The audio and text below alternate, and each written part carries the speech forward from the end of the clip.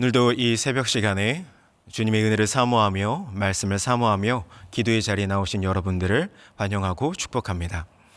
오늘 우리가 함께 보신 마태복음 15장 말씀을 보시면 좀처럼 쉽게 이해되지 않는 모습들을 우리가 보게 됩니다.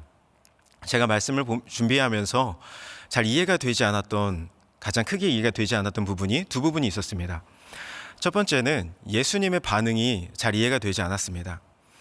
우리가 익히 알고 있었고 우리에게 익숙한 예수님의 모습은 어떤 모습입니까? 여러 가지 모습들이 있겠지만 적어도 제가 기억하는 예수님의 모습은 환난 당한 사람들이 예수님을 찾아왔을 때에 어려움을 당하고 가난하고 특히 소외되고 사람들에게 외면받는 사람들이 예수님을 찾아왔을 때 예수님은 그들을 외면하신 것이 적이 없었던 걸로 저는 알고 있었습니다. 근데 오늘 말씀을 보니까요, 얼핏 보기에 이 가나안 여인의 요청을 거절하려고 했었던 것만 같았습니다. 또 두 번째로 이해가 잘 되지 않았었던 부분은 제자들의 반응이었습니다. 우리가 새벽 예배마다 참석하시는 분들은 기억하시겠죠? 불과 얼마 전에 14장 말씀해 보시면 예수님께서 빈 들에서 5,000명의 사람들에게 그 무리를 먹이고도 12바구니나 거둘 정도로 그런 놀라운 오병이어의 기적을 베푸시는 사건이 있었습니다. 그런 큰 사건을 경험하고도 왜 예수님께서 이번에 4,000명, 여자와 어린아이를 제외하고 4,000명의 무리가 모인 그 무리들에게 먹을 것을 먹여야겠다라고 말씀을 하셨을 때 제자들은 왜 또다시 당황을 했었던 걸까요? 불과 얼마 전의 경험이니까 예수님께서 이번에도 기적을 베푸시려나 보다, 그렇게 생각하는 것이 더 자연스럽지 않았을까요? 그래서 이런 말씀을, 우리가 오늘 본문 말씀을 이해하기 위해서는 이 본문을 이해하는 열쇠가 되는 구절이 있습니다. 우리 함께 그 말씀을 보겠습니다. 마태복음 4장 15절로 16절까지 말씀을 함께 보실까요? 마태복음 4장 15절로 16절 말씀입니다. 이 말씀은 예수님의 사명 선언문, 예수님께서 사역을 시작하실 때 하셨던 말씀입니다. 우리 함께 읽겠습니다. 15절과 16절 말씀 시작. 스불론 땅과 납달리 땅과 요단강 저편 해변길과 이방의 갈릴리요, 흑암에 앉은 백성이 큰 빛을 보았고 사망의 땅과 그늘에 앉은 자들에게 빛이 비추었도다 하였느니라. 아멘. 예수님께서 공생의 사역을 시작하시면서 예수님의 사역이 이사야서 9장 1절의 말씀을 성취하는 사건이다 라고 나타내 보이시면서 그 말씀이 인용되는 장면입니다. 근데 여기 말씀에 보니까 무엇이라고 되어 있습니까? 스불론 땅과 납달리 땅과 요단강 저편 해변길과 이방의 갈릴리여라고 했습니다. 우리가 잘 아시는 대로 갈릴리 지역은 예수님의 주 사역 무대가 되는 지역이었습니다. 근데 우리가 이 갈릴리 지역을 생각해 보신다면 동네로 봤을 때 그렇게 좋은 동네는 아니었습니다. 이 갈릴리 지역, 갈릴리 바다를 중심하고 또 그 갈릴리, 스불론과 납달리 지파에게 돌아갔었던 그 지역을 중심으로 놓고 그 주변 동네들을 그려보면요, 먼저 11시 방향으로는 두로와 시돈이라는 곳이 있었습니다. 두로와 시돈이 어떤 지역이죠? 이세벨의 고향이었습니다. 또 바알과 아세라 우상의 본산지가 두로와 시돈이었습니다. 또 그 갈릴리 지역, 아니면 그 크게 보았을 때도 갈릴리 바다를 중심으로 한시 방향에는 무엇이 있었냐면요, 그쪽으로 올라가면 수리아, 옛 이름으로는 아람, 또는 그 이후로는 아수르가 나옵니다. 여러분, 아수르가 어떤 나라였나요? 북이스라엘이 결국에 멸망되게 만들었던 나라가 아수르였습니다. 또 그 밑으로 내려와서요, 이제는 갈릴리 지역을 중심으로 한 3시와 4시 방향을 떠올려 봅시다. 그 지역에는 데가볼리라고 하는 지역이 있었습니다. 데가볼리는 헬라의, 그리스의 알렉산더 대왕 때에 10개의 식민도시가 구축되었던 지역이었습니다. 그래서 데카라고 하는 뜻이 10이라는 뜻이고요, 볼리라고 하는 말이 우리 폴리스라는 말 잘 아실 겁니다. 도시라는 뜻입니다. 그렇게 10개의 헬라의 식민 도시로 이루어진 곳이 데가볼리였습니다. 그리고 이 갈릴리 지역의 저쪽 7시, 8시 방향 쪽으로는 더 암담합니다. 우리가 잘 아시는 사마리아 땅이 있었습니다. 그러니까 이렇게 보신다면 어떻습니까? 갈릴리 지방을 중심으로 봤을 때 전부가 다 이방 문화권이었다거나 아니면 지속적으로 이스라엘을 괴롭히던 그런 제국들이었습니다. 자연스럽게 이 지역은 전쟁이 났다 하면 침략을 당하는 지역이었고요. 자연스럽게 이방인들도 많이 와서 거주하게 되었고요. 자연스럽게 이교 문화라든지 우상 숭배하는 것들이 만연하게 되었습니다. 그래서 영적으로 보자면 매우 어두운 땅이었습니다. 그래서 오늘 이 마태복음 4장 15절 말씀에 무엇이라고 되어 있습니까? 이방의 갈릴리라고 되어 있습니다. 이런 꼬리표까지 붙게 되었던 거죠. 이런 좋지 않은 꼬리표, 그곳은 이방의 땅이다 라는 별명까지 붙었던 겁니다. 그리고 이어서 16절 말씀에 보니까 흑암에 앉은 백성이라고 되었습니다. 이처럼 이 갈릴리 지역이 어두운 지역이었다는 말입니다. 그러니까 우리 시대로 생각해 본다면 어떤 마을이 있는데 완전히 유흥가로 둘러싸인 마을, 이런 마을을 떠올려 본다면 그때 당시 이스라엘 백성들이 갈릴리 지역을 떠올릴 때의 이미지가 그렇지 않았을까 우리가 상상해 볼 수 있을 것 같습니다. 그런데 예수님이 사명이 시작되는 그 장면에서 16절 말씀 이렇게 되어 있습니다. 흑암에 앉은 백성이 큰 빛을 보았고 사방의 땅과 그늘에 앉은 자들에게 빛이 비추었도다. 여기서 큰 빛, 또 빛이라고 하는 말은 전부 예수님을 가리키는 말이었습니다. 그러니까 예수님께서 사역을 시작하시는 그 순간부터 예수님은 무엇으로 이 땅에 오셨습니까? 이방의 빛으로 오셨다는 거죠. 흑암의 땅에, 이방의 땅에 천국의 복음을 전파하시고 그곳에 귀신 들린 자들, 병자들을 치유하시고 구원하러 그 땅에 오셨던 겁니다. 그래서 이 예수님의 사명이 보여주는 중요한 메시지가 우리에게 있습니다. 그것이 무엇입니까? 우리가 예수님을 따르는 자들이라면 우리의 시선이 이런 곳을 향해야 된다는 거죠. 이 시대의 이방의 갈릴리, 우리가 그곳에 마음을 두고 그곳을 위하여서 하나님께 마음을 구하고 주님, 우리가 이 이방의 갈릴리로 예수님을 따라서 복음 들고 갈 수 있는 믿음의 담대함을 주시옵소서라고 간구하시는 저 여러분이 되었으면 좋겠습니다. 우리가 이러한 배경적인 이해를 가지고 오늘 본문 말씀을 다시 한번 보시겠습니다. 다시 마태복음 15장 21절로 돌아오셔서요. 21절 말씀을 보시면 예수께서 거기서 나가사 두로와 시돈 지방으로 들어가셨다라고 말씀되어 있습니다. 두로와 시돈이 어떤 곳이라고 했습니까? 이세벨의 고향이었습니다. 또 바알과 아세라 신앙의 본산지였습니다. 그런 이방 땅으로 예수님께서 왜 가셨을까요? 이제는 이해가 됩니다. 이방의 빛으로서 그곳에 천국 복음을 증거하러 가셨던 겁니다.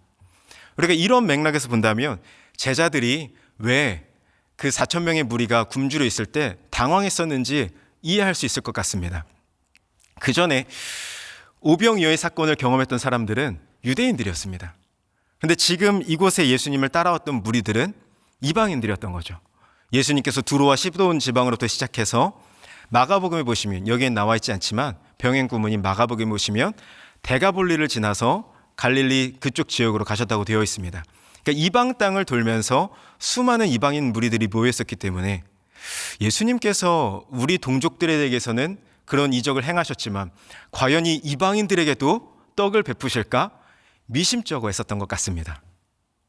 그래서 31절 말씀을 보시면 예수님께서 그 무린 모이들에게 기적을 행하시고 치료를 해주셨을 때 이렇게 되어 있습니다. 그들이 무리가 보고 놀랍게 여겨 이스라엘의 하나님께 영광을 돌리니라 라고 되어 있습니다.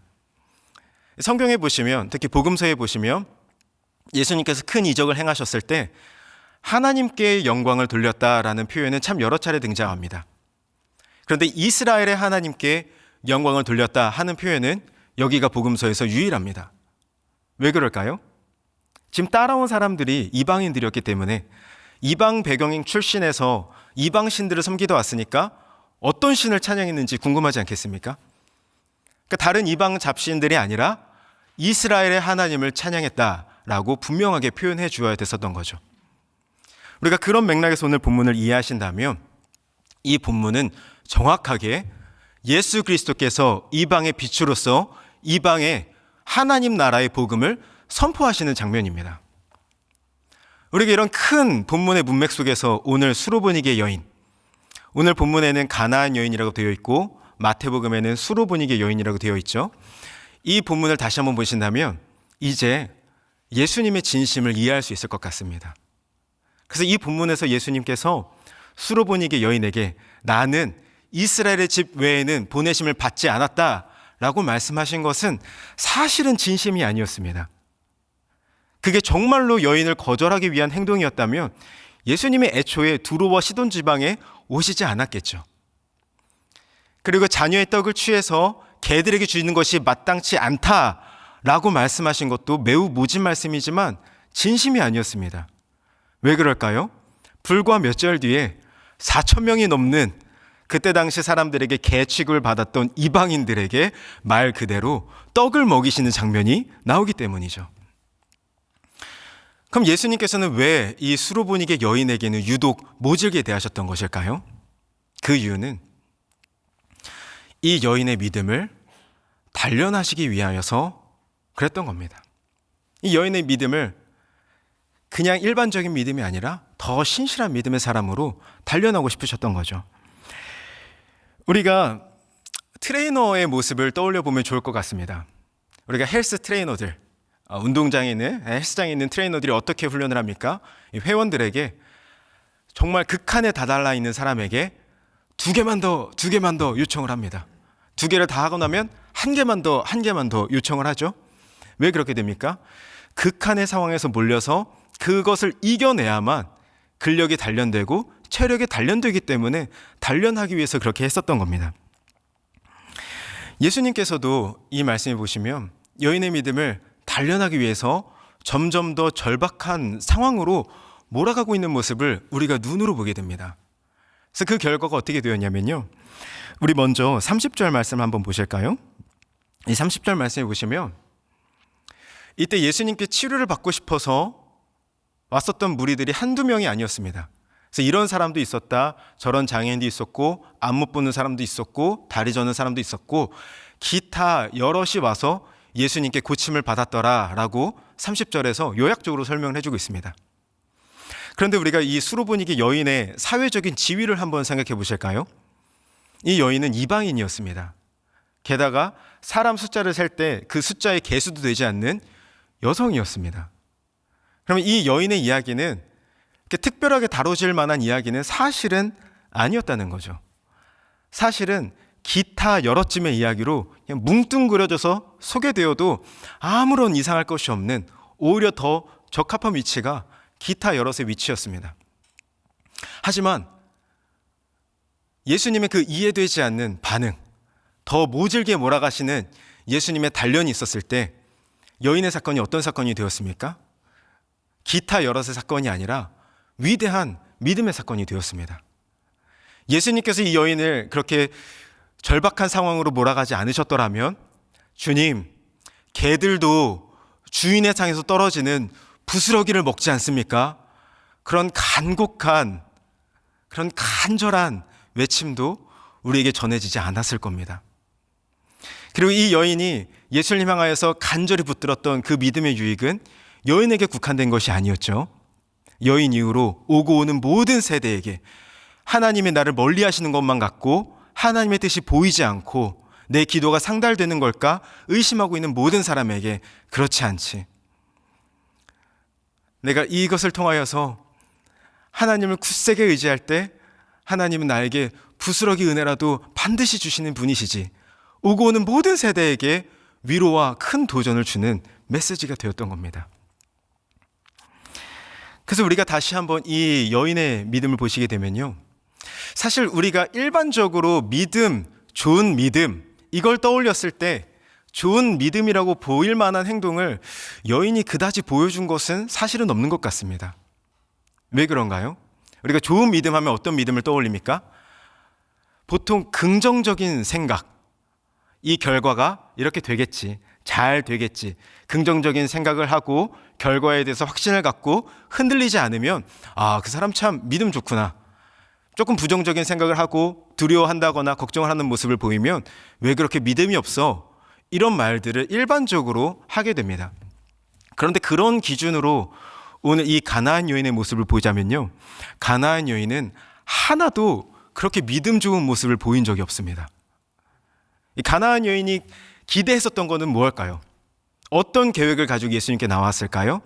다윗의 자손 예수여 나를 불쌍히 여기소서 했으면 고침받는 그림이었습니다. 이 그림이 마태복음 9장에 소개됩니다. 두 맹인이 예수님을 따라가면서 다윗의 자손 예수여 우리를 불쌍히 여기소서 했을 때 예수님이 그들을 고쳐주셨습니다. 여인의 계획은 이거였을 겁니다. 내가 예수님 나아가면 고쳐주시겠지? 근데 그녀에게 돌아온 거는 침묵뿐이었습니다. 예수님이 아무 대답도 하지 않으십니다. 여인은 절박해졌습니다. 지금 예수님이 여인을 떠나가시면 다시는 이 딸아이를 고칠 기회를 얻지 못할지도 모릅니다. 더 절박한 심정에서 예수님의 발 앞에 나아가서 엎드려 경배하면서 예수님을 붙잡습니다. 주님, 저를 도우소서. 여러분, 이 상황이 얼마나 더 긴박해지고 절박해지는지 아십니까? 우린 이 결과를 알기 때문에 별로 긴장하지 않습니다. 예수님 마침내 기도 들어주시겠지? 결과를 알기 때문에 두려워하지 않는데요. 여인의 입장에서 생각해 보자면 계속되는 거절을 마주하고 있는 겁니다. 그 예수의 발차에 엎드렸을 때 예수님께서 이렇게 말씀하시죠. 자녀들의 떡을 취해서 개들에게 주는 것이 마땅치 않다. 정말 상처받을 정도로 모질게 여인을 거절하시는 것만 같았을 겁니다. 이제 이 예수님이 여인을 떠나가신다면 이 절박한 상황 속에서 아무런 소망도 답도 없게 되는 거죠. 그래서 여인은 다시 한번 붙잡습니다. 주님, 개들이라고 할지라도 주인의 상에서 떨어지는 빵 부스러기를 먹습니다. 저에게 그런 부스러기 은혜라도 주실 수 없습니까? 그런데 그 모습을 보시고 예수님께서 놀라운 평가를 내리십니다. 여자여, 내 믿음이 크도다. 내 소원대로 되리라. 이 말씀을 통해서 우리가 무엇을 알 수 있습니까? 믿음은 의존이라는 것입니다. 내가 어떤 나만의 확실한 계획을 가지고 미래를 다 예측하고 맹목적인 확신을 가지고 긍정적인 생각만 갖고 있는 것이 그걸 가리켜서 좋은 믿음이라고 하지 않고요. 예수님께서는 나의 무력함을 인정하면서 주님 저를 떠나가시면 답이 없습니다. 예수님만이 저의 답입니다. 그런 간절한 심정을 가지고 예수님 발 앞에 엎드려 부스러기 은혜라도 구하는 그 심정, 예수님을 의존하는 그 마음을 가리켜서 예수님은 내 믿음이 크도다, 좋은 믿음이다 말씀하시더라는 것입니다. 오늘 이 시간 어떠한 기도 제목들을 가지고 이 자리에 나오셨습니까? 우리 삶 속에 때로는 하나님께서 왜 이렇게 나를 모진 상황으로 몰아가시지? 왜 이렇게 이 기도의 제목만큼은 지지부진하게 들어주지 않으시지? 그런 의심과 두려움이 찾아오는 순간들이 있을 겁니다. 그때 우리가 이 말씀을 기억했으면 좋겠습니다. 예수님의 본심은 우리를 영영 멀리하려는 것이 아니라 그 믿음의 시련들을 통하여서 우리를 단련하시는 것입니다. 그때 예수님께서 우리에게 바라시는 좋은 믿음이란 그저 너무나도 마음이 평안해서 기도도 하지 않고 잘 되겠지 막연히 내려놓고 있는 것이 아니라요, 예수님께 나와서 주님 아니시면 저는 답이 없습니다. 우리 무력함을 고백하고 예수님만을 의존하는 것, 주님 그것을 기대하십니다. 오늘 이 새벽 시간에 우리의 모든 어려움들을, 우리 마음의 모든 것들을 주님 앞에 내려놓고 주님만을 의존하는 그런 귀한 은혜의 시간이 되기를 소망합니다. 함께 오늘 말씀을 기억하시면서 기도하시겠습니다. 우리 함께 기도하실 때 이렇게 기도했으면 좋겠습니다. 주님 우리에게 이 믿음 허락하여 주시옵소서. 이방의 갈릴리를 향할 수 있는 믿음을 주시고 믿음의 시련이 찾아올 때에 우리를 단련하시는 예수님 바라볼 수 있는 믿음 주시고 때로는 주님 멀게 느껴질 때라도 주님을 의존할 수 있는 믿음 주시옵소서. 우리 이런 제목 가지고 함께 기도하시고 또 각자의 기도 제목으로 기도하신 후에 돌아가시면 되겠습니다. 함께 기도하시겠습니다.